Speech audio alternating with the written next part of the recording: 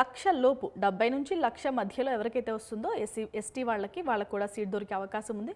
ఇక బీసీ వాళ్ళకి మాత్రం 30,000 లోపు ర్యాంక్ వచ్చినా వస్తుంది. ఇక మిగిలిన కేటగిరీస్ అంటే బీసీ సబ్ కేటగిరీస్లో 8,000 నుంచి 10,000 లోపు ర్యాంక్ వస్తే వాళ్ళు అడ్మిషన్ ఇస్తారు. ఇక నెక్స్ట్ కాలేజ్ చూద్దాం. Vishnu GPR of institute, Vishnu institute of technology, code వచ్చేసి VITB.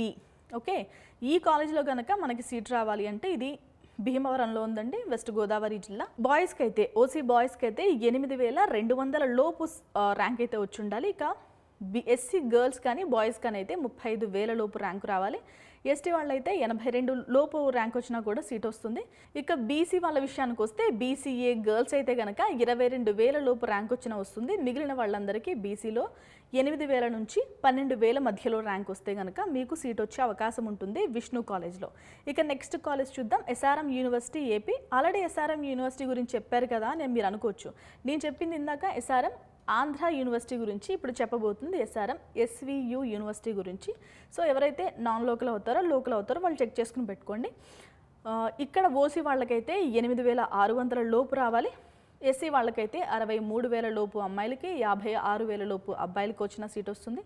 1,30,000 లోపు ఎవరికైతే ఎస్టీ వాళ్ళకి సీట్ ర్యాంక్ వస్తుందో వాళ్ళందరికీ ఇక్కడ సీట్ వచ్చే అవకాశం ఉంది.